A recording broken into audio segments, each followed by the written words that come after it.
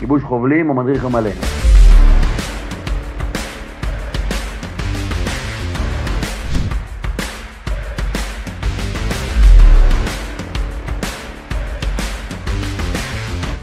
על מנת להעניק לכם יתרון רציני, הפעם בחרנו לסקר לכם את העדכונים האחרונים של גיבוש חובלים. גיבוש חובלים היום הראשון, בשונה מגיבושים אחרים, היום הראשון אינו יום קליטה כי יום חשיפה.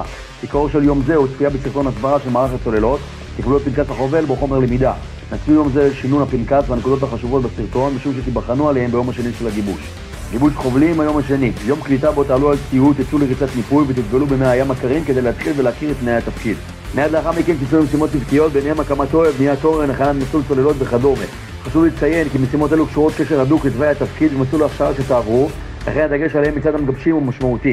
בהמשך היום תיבחנו על פנקס החובל וסרטון החשיפה של היום הראשון. תציעו את תרגיל פיזי אחד בלבד, בסיומו תציעו את טבילה נוספת ותסגרו את היום בהרצאות בפני הצוות ותרגיל לפירוק והרכבת נשק.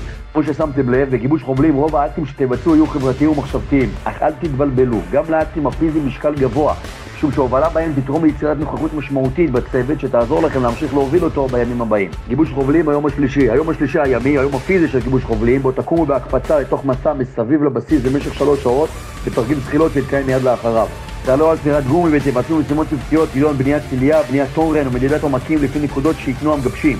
שוב, כל אלו קשורים במהותם לתפקיד החובל והצוללן.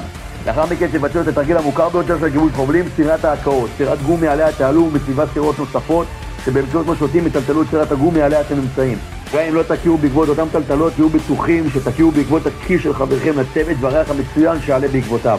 הדגש לתרגיל הזה הוא לא לוותר ולבקש לצאת מהסירה. גם אם מקעתם זה לא ישפיע על המעבר שלכם את הגיבוש בפועל, תהיו רגועים.